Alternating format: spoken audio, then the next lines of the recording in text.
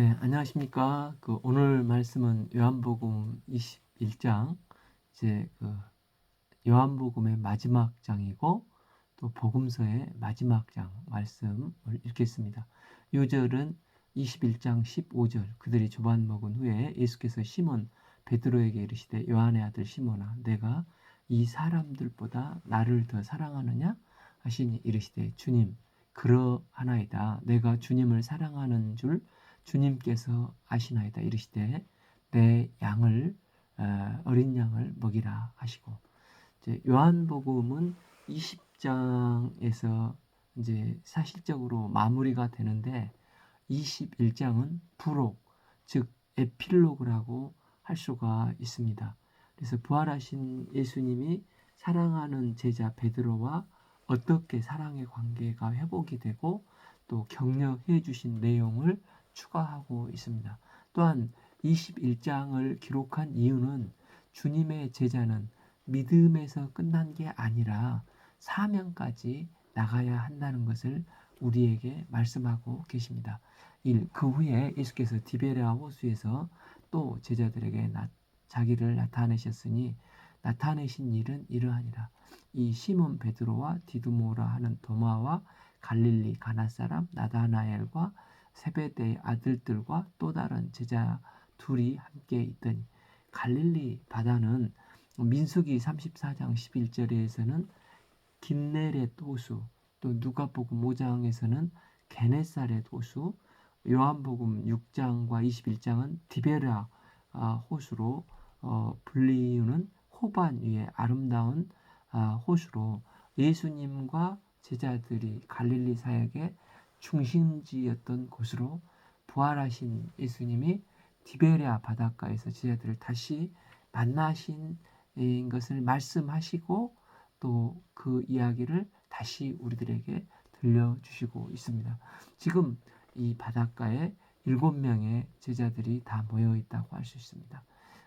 3. 시몬 베드로가 나는 물고기 잡으러 가노라 하니 그들도 우리도 함께 가겠다 하고 나가서 배에 올랐으나 그날 밤에 아무것도 잡지 못하였더니, 예수님께서 십자가에서 달리신 모습을 보고 충격에 빠져 깊은 절망과 통곡을 했던 제자들이 부활하신 예수님을 만났습니다. 그런데 부활하신 예수님을 만나고 더 충격에 빠졌습니다. 너무 기쁘면서도 또한 일대 혼란이 빠져서 베드로가 나는 물고기 잡으러 가겠다 하니까 다른 제자들도 다 물고기를 잡으러 가겠다 하고 옛모습으로 돌아가 버렸습니다.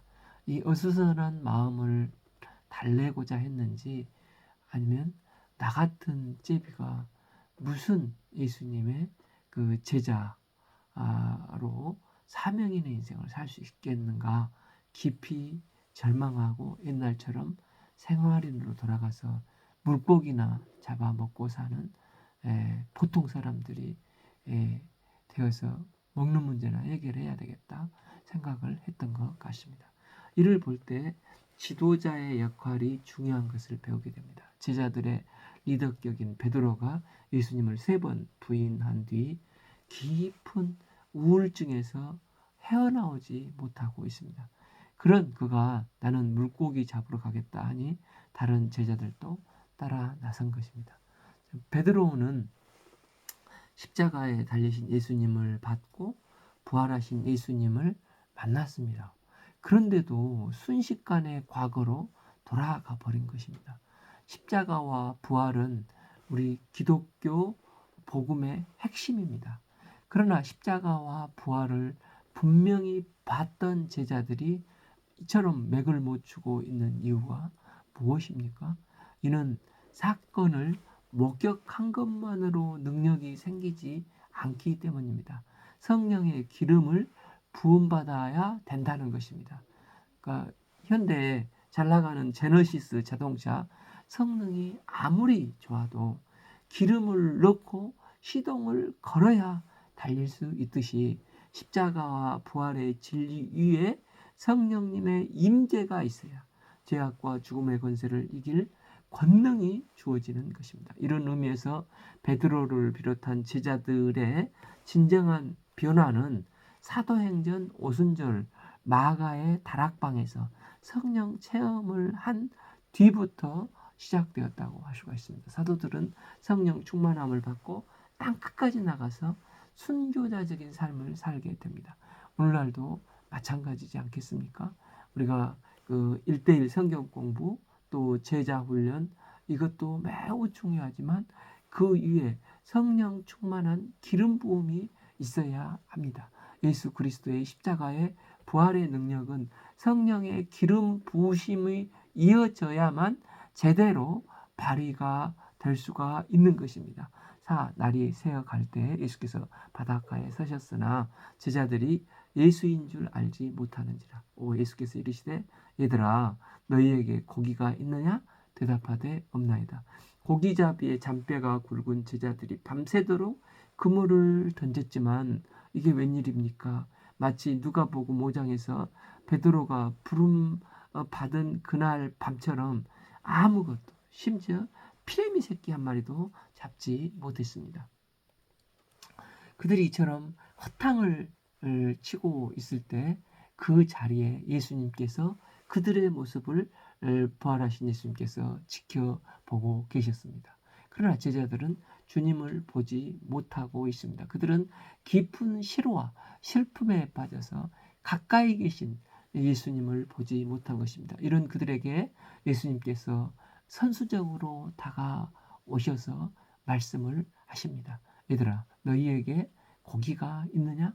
아버지가 사랑하는 자식을 부르는 것 같이 얘들아 하고 부르시면서 물으셨는데 그들은 예수님의 음성을 알아듣지 못합니다. 오늘날도 예수님은 끊임없이 너 괜찮니? 아프진 않니?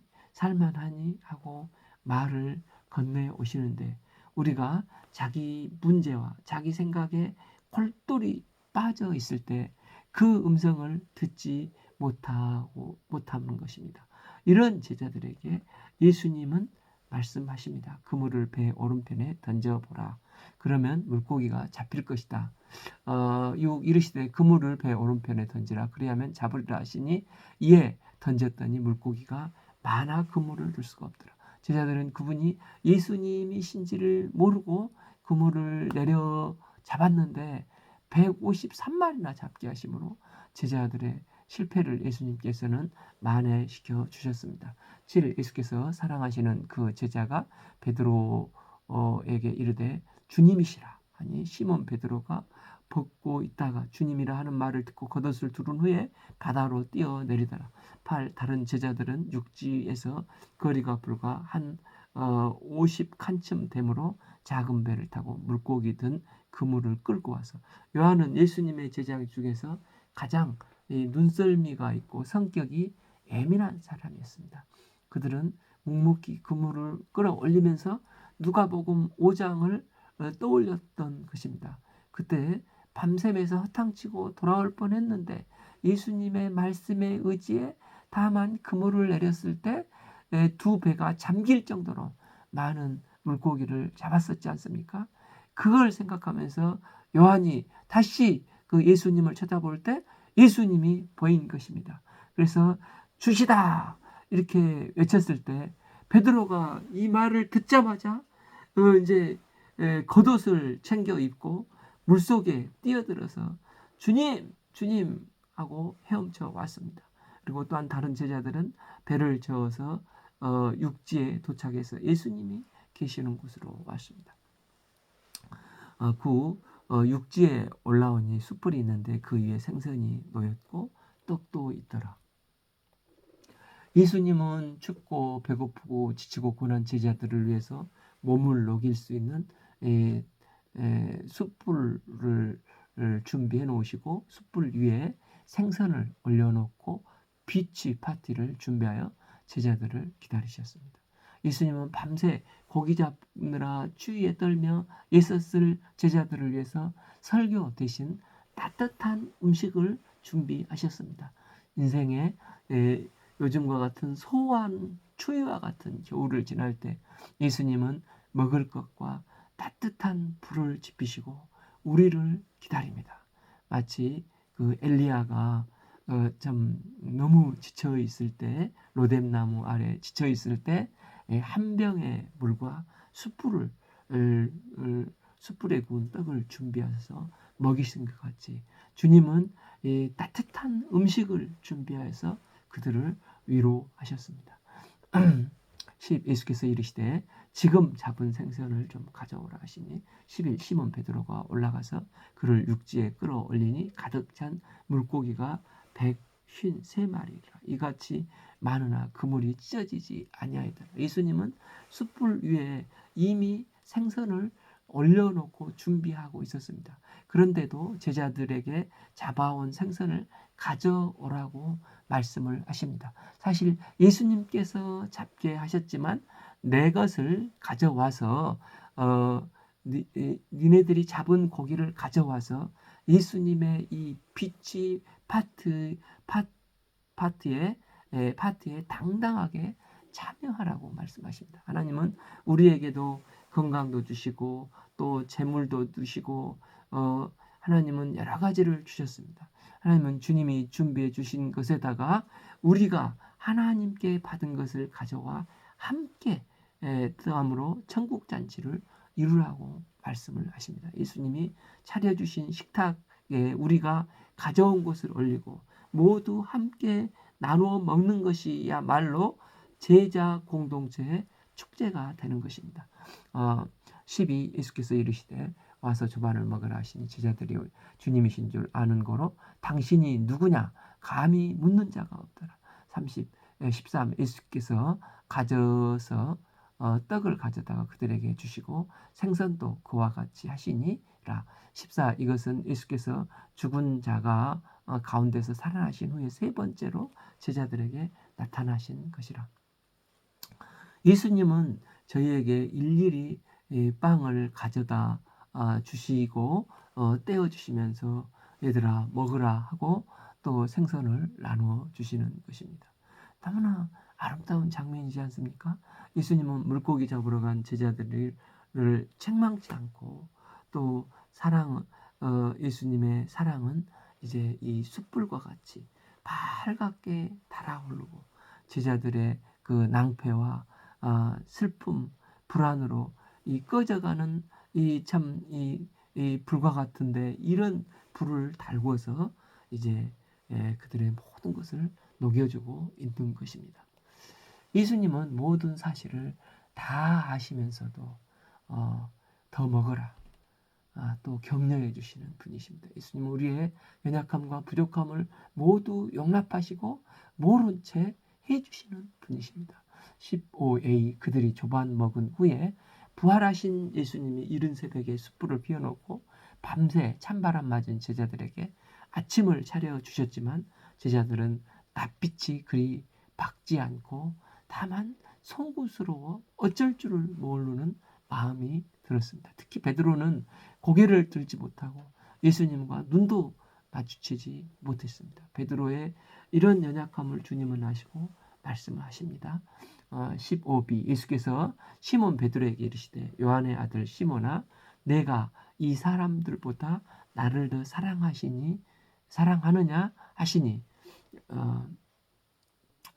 이 불안정한 베드로의 마음을 아시고 그래서 원래 이름인 요한의 아들 시몬이라고 원래 이름을 부르심으로 흔들리는 마음을 붙잡아 주셨습니다. 그리고 이 사람들보다 나를 더 사랑하느냐라고 물으십니다. 예수님은 베드로의 관계는 베드로가 예수님을 일방적으로 배신했었습니다. 그러나 예수님은 그가 여전히 사랑하고 예수님을 누구보다도 사랑하고 있음을 아셨습니다.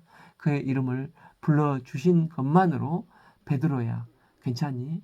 나는 네가 나를 부인할 생각이 없었다는 것을 안다. 두려워서 그랬을 거야. 엄청난 실수를 했지만 나는 네가 나를 사랑한다는 것을 안다 하는 예수님의 마음을 전하는 것입니다. 예수님이 이름을 불러주시자 베드로가 숨통이 트이고 다시 숨쉬기 시작을 한 것입니다. 그런데 이어지는 뜻밖의 질문이 무엇입니까? 내가 이 사람들보다 나를 사랑하느냐? 이에 예수님은 이에 베드로는 어떻게 대답을 했습니까? 이르되 주님 그러하나이다. 내가 주님을 사랑하는 줄 주께서 아시나이다. 예수님은 나를 사랑하느냐 이 아가페적인 사랑으로 물으셨습니다. 그런데 베드로는 인간적인 사랑, 이 필레오로밖에 사랑할 수밖에 없는 밖에는 사랑할 수가 없습니다라고 대답을 했습니다. 여기에 베드로의 변화된 모습이 보입니다. 예전 같았으면 주님 지금 무슨 말씀을 하십니까? 사람들이 다 주님을 버려도 천하의 베드로의 나는 절대로 주님을 버리지 않고 주님이 나를 사랑하는 그 아가페적인 사랑으로 나는 주님을 사랑하겠습니다. 나는 죽을 때까지 주님을 따를 수 있습니다 하고 호언장담을 했을 것입니다. 그러나 지금 베드로는 주님 내가 주님을 사랑하는 줄 주님께서 아시나이다. 자신의 부족함과 연약함을 깨닫고 겸손히 고백을 한 것입니다. 베드로의 고백을 들으신 예수님은 뭐라고 하십니까? 15시 이르시되 내 어린 양을 먹이라 하시고 십자가에 피 흘리사 죽으시고 부활하신 예수님은 이제 승천하셔야 하시기 때문에 주님의 제자들이 예수님께서 맡겨주신 양떼들을 섬겨야 한다는 것입니다. 하나님은 겸손한 자에게 이 일을 맡기십니다. 만약 베드로가 예전처럼 여전히 주님 나만 믿으십시오 했다면 그에게 내 양을 먹이라, 예수님의 양을 먹이라 사명의 말씀을 하지 않으셨을 것입니다. 나만 강조한 사람은 10중 8구 교만해지기 때문입니다. 그래서 양들의 영혼을 온전히 주님께 인도하는데 한계가 있습니다. 16도 두 번째 이르시되 요한의 아들 시몬아 내가 나를 사랑하느냐 하시니 이르시되 주님 그러하나이다. 내가 주님을 사랑하는 줄 주님께서 아시나이다. 이르시되 내 양을 치라 하시고 예수님이 베드로에게 똑같은 것을 두 번째로 물으십니다. 베드로도 똑같이 대답하되 예전처럼 혼장담을 하지 않습니다. 17 세 번째 이르시되 요한의 아들 시몬아 내가 나를 사랑하느냐 하시니 주께서 세 번째 내가 나를 사랑하느냐 하심으로 베드로가 근심하여 가로되 주님 모든 것을 아시오매 내가 주님을 사랑하는 줄 주께서 아시나이다. 주님께서 이르시되 내 양을 먹이라. 예수님께서 똑같은 것을 세 번 연거푸 물으시니 베드로가 긴장하고 송구스러워서 어쩔 줄 모릅니다. 그러나 아무리 생각해도 비록 자신이 이런 큰 잘못을 했지만 여전히 예수님을 사랑하는 마음은 진정한 사랑인 것을 압니다. 그래서 그는 두렵고 떨리는 경외하는 마음으로 주님 모든 것을 아시오매 내가 주님을 사랑하는 줄 주님께서 아십니다. 그리고 이렇게 고백을 합니다. 그러니까 두렵고 떨리는 마음, 겸손한 자세로 하나님께 나가는 것이 이런 예배의 자세입니다. 또한 하나님은 실수를 저지른 베드로에게 회복할 기회를 주십니다. 이제 세 번이나 물으신 것은 그가 못 알아들었기 때문이 아니라 예수님을 이제 세 번 부인했기 때문이지 않습니까? 그만큼 사랑의 관계를 회복하기 위해서 그 기회를 세 번 주신 것입니다. 누군가 잘못을 저질렀으면 그것을 회복할 수 있는 충분한 기회를 주어야 한다는 것입니다. 막연히 미안하다는 말 한마디로 충분하지가 않습니다. 예수님은 베드로에게 잘못을 회복할 충분한 기회를 주시고 마음의 앙금을 털어버릴 수 있도록 기회를 끊임없이 주시고 계시는 것입니다. 베드로는 이 가야바의 집 마당에서 숯불을 쬐다가 예수님을 세 번 부인을 했는데 예수님께서 갈릴리 해변에서 숯불에 생선을 구워 베드로를 먹이시고 그와 사랑의 관계를 회복시켜 주고 계십니다. 예수님은 베드로와 진심 어린 사랑 고백을 들으시고 그에게 새 사명을 3번에 걸쳐서 내 어린 양을 먹이라, 내 양떼를 치라, 내 양떼를 먹이라 반복해서 말씀하고 계십니다. 예수님께서 이 땅에 오신 목적은 죄로 인해 멸망하는 인생들의 선한 목자가 되셔서 이들의 영혼을 구원하여 하나님 나라에 인도코자 하심입니다. 예수님은 이를 위해서 십자가에 죽으셨고 또 장사 지낸 바 되었다가 3일 만에 부활하셨습니다. 양들을 먹이는 것은 예수님을 사랑하는 구체적인 표현이라고 할 수가 있습니다. 양은 내 양이 아니라 예수님의 피로 사신 양입니다. 양은 예수님께서 피 흘려 값주시고 사신 아주 존귀한 하나님의 형상을 닮은 존재입니다. 베드로뿐만 아니라 오늘날 우리가 온 진심을 들여서 이웃과 세상과 흑암과 사망의 그늘에 가는 주님의 피로 사신 양떼들을 주님께 인도하여서 주님의 성령의 도우심으로 돌보고 양육하는데 쓰임받는, 또 기도해주는 기도의 동역자들이요 목자의 삶이 될 수 있기를 기도합니다. 예수님은 베드로와 사랑의 관계성을 회복하신 후에 이제 베드로가 이 사명을 감당하게 하기 위해서 구체적으로 뭐라고 말씀을 하십니까? 18. 내가 진실로 진실로 내게 이르노니 내가 젊어서는 스스로 띠띠우고 원하는 곳으로 다녔거니와 늙어서는 내 팔을 벌리리니 남이 내게 띠띠우고 원하지 아니하는 곳으로 데려가리라. 예수님의 사랑의 관계가 회복된 베드로에게 그의 삶과 죽음에 대해서 말씀하시는데, 여기서 그가 팔을 벌린다는 것은 십자가에 달릴 것을 말씀하십니다. 실제 전승에 의하면 베드로는 로마에서 복음을 증거하다 거꾸로 십자가에 매달려 순교해서 하나님께 영광을 돌려드렸다고 합니다. 우리는 본문을 보면서 베드로가 십자가에 죽을 것이라는 것에만 주목하는 경향이 있습니다.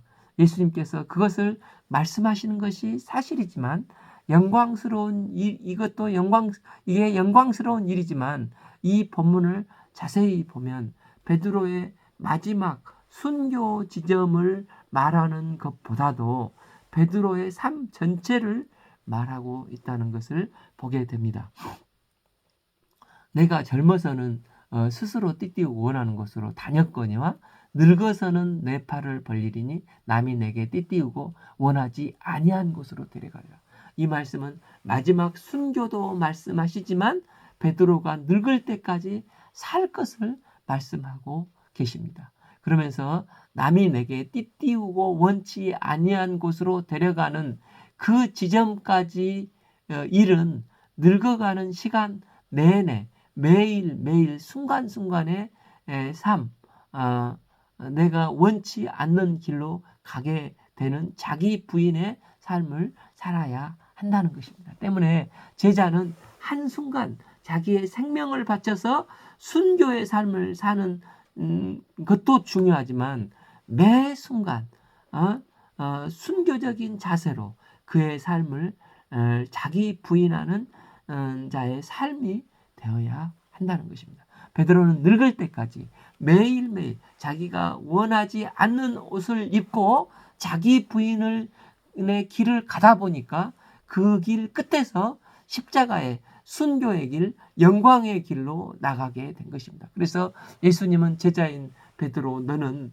마지막 한순간 내게 순교의 열매를 드리는 자가 아니라 매 순간 늙어가는 하루하루에 자기 부인하는 삶으로 그날의 순교의 피를 흘릴 것을 말씀하고 계십니다. 우리가 예수님을 만나지 않았다면 아담으로부터 부모가 물려준 육신의 생명밖에 없었을 것입니다. 그런데 예수님을 만남으로 하나님께서 주신 예수님의 새 생명이 내 안에 거하게 되었습니다. 그래서 성도는 죽을 때까지 죄를 따라가는 옛사람과 하나님의 말씀을 따라가는 새사람, 또한 옛 본성과 새 본성 사이에 우리는 서 있습니다. 우리가 날마다 성령님의 도우심으로 옛사람을 부인하고 육신을 복종시켜 새 사람으로 살아가는 자기 부인에 승리하는 삶을 살아갈 수 있기를 기도합니다. 그래서 제자란 한순간에 영광스러운 순교로 나가는 게 아니라 매 순간 순교적인 자기 부인의 삶을 살아갈 때 마침내 하나님의 영광의 때에 영광을 돌려드리는 삶을 살아가게 된다는 것입니다. 그래 주님과 동행하는 한순간이 아니라 매 순간 이어져 자기 부인하는 주님의 참 제자의 삶을 살아갈 수 있기를 기도합니다. 19. 이 말씀을 하심은 베드로가 어떠한 죽음으로 하나님께 영광을 돌릴 것을 가르치심이라다. 이 말씀을 하시고 베드로에게 이르시되 나를 따르라 하시니. 또한 그 제자의 삶은 자기 십자가를 지고 주님을 따르는 삶입니다. 베드로가 돌이켜 예수께서 사랑하시는 그 제자가 따르는 것을 보니 그는 만찬석에 예수의 품에 의지하여 주님을 팔자가 누구오니까 이렇게 묻던 자더라. 베드로가 그 제자 이 요한을 지금 보고 있습니다. 베드로는 나는 이렇게 사명을 감당하다가 늙어서 이제 순교하며 하나님 나라 갈 건데, 그런데 평소에 서로 경쟁하던 신앙의 라이벌 요한은 도대체 어떻게 되는지 이런 생각을 했던 것 같습니다. 그래서 베드로가 묻는 것입니다. 20일 베드로가 그를 보고 예수께 여짜오되 주님 이 사람은 어떻게 되겠습니까? 우리가 가끔 그렇지 않습니까? 주님의 사명을 영접하고 이제 세상과는 비교하지 않는데 함께 신앙생활을 하고 있는 교회 내 신앙의 동역자들과 또 비교하면서 저 사람은 나보다 훨씬 능력도 또 사랑도 많은 은사도 있는 것 같은데 저 사람에게 주는 이 사명은 쉽고 넓은 길 같고 참 매우 가볍게 사명을 감당하는 것 같은데 왜 저는 이런 부족한 능력으로 어려운 사명의 길을 인도하시는가 이렇게 비교하며 주님 저 사람은 어떻게 되겠습니까? 라고 물을 수가 있지 않습니까? 이럴 때 예수님께서 뭐라고 하십니까? 22 예수께서 이르시되 내가 올 때까지 그를 머물게 하고자 할지라도 내게 무슨 상관이냐? 너는 나를 따르라 하시니라. 예수님은 베드로에게 너는 너의 길이 있고 요한은 요한의 길이 있다. 내가 올 때까지 그를 머물게 할지라도 내게 무슨 상관이냐? 너는 다만 나를 따르라. 너에게 주어진 십자가의 길 중 이 십자가의 길을 가는 게 가장 하나님께서 영광 받으시는 길이라는 것입니다. 그래서 가장 영광스러운 길이 길이요 진리요 생명이신 예수님만을 따르라. 나는 너 가는 길을 통해서 영광을 받으시고 되겠다고 말씀하시는 것입니다. 그러니까 성경을 보면 여러 부류의 사람들이 있습니다. 어떤 사람은 보기에는 편해 보이는 것 같고 좋은 길만 걷는 것 같습니다. 그런데 누구는 너무 고생하며 사명인의 삶을 사는 것 같습니다. 그렇지만 가장 좋은 길, 가장 쉬운 길은 주님께서 지금 내게 허락하신 사명의 십자가를 지고 주님을 따르는 길이라는 것입니다. 예수님은 평소 베드로, 요한, 야고보를 이 수제자급으로 해서 특별히 그들을 많이 데리고 다녔지 않습니까? 그 중에서 형제인 야고보와 요한은 성격이 급해서 헤롯에 의해서 제일 먼저 순교한 사람도 야고보이지 않습니까? 반면 성령 충만한 베드로가 좀 이어지는 이제 사도행전에서 보면은 한 번 복음을 전하면 3,000명이 주님께 돌아오는 놀라운 역사가 막 일어납니다. 그리고 베드로는 늙을 때까지 살았는데 마지막 십자가에서 거꾸로 매달려 순교를 당했습니다. 또한 사도 요한은 예수님의 어머니 마리아를 맡아서 끝까지 섬겼습니다. 그는 눈에 보이지도 않는 이것은 보이지도 않는 사역이지 않습니까? 그리고 요한은 또 계시록을 쓰고 요한 1서, 2서, 3서를 쓰고 늙어 죽을 때까지 충성스럽게 사명을 감당하다 자연사를 하였습니다. 이 세 개 중에 어느 십자가가 더 좋아 보입니까? 이것은 각자에게 맡겨진 십자가가 제일 좋고 하나님께 영광이 되는 것입니다. 그래서 베드로는 베드로대로, 요한은 요한대로, 야고보는 야고보대로 하나님께 영광을 돌리는 삶을 살았습니다. 이처럼 주님은 각자에게 맡은 달란트를 각각 주십니다. 어떤 사람은 5달란트를 받고 어떤 사람은 2달란트를 받고 어떤 사람은 1달란트를 받습니다. 그런데 주님은 5달란트 가진 사람이 제일 많이 남겼네 하고 네가 더 착하다, 더 충성되다 이렇게 결코 말씀하지 않으셨습니다. 2달란트 받은 자가 2달란트를 남겼을 때 똑같이 착하고 충성된 자라고 칭찬해 주셨습니다. 이를 볼 때 주 안에서는 결코 양이 중요한 게 아닙니다. 5달란트면 5달란트, 2달란트면 2달란트에 감사하고 기쁨으로 하나님 앞에서 그 사명을 충성스럽게 감당하며 그 길을 걸어가는 자를 기뻐하신다는 것입니다.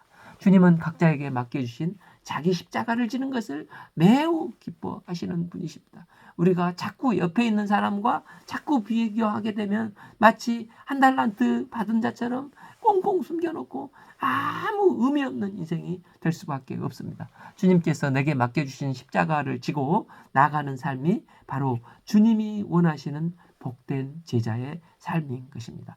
요한복음은 십자가와 부활하심으로 우리에게 영생의 생명을 주신 하나님의 아들 예수님을 믿는 자가 되기 위해서 기록했다고 했습니다. 그래서 우리가 도마와 같이 나의 주, 나의 하나님이 되심을 고백하는 자들이 될 수 있기를 기도하며 나아가서 요한복음 21장의 기록 목적은 믿는 자들이 이제 사명인의 삶을 삶으로 예수님의 양을 먹이는 삶을 사는 제자, 목자의 삶을 살도록 이웃과 또한 공동체와 땅 끝까지 살도록 하기 위해서 기록하셨습니다.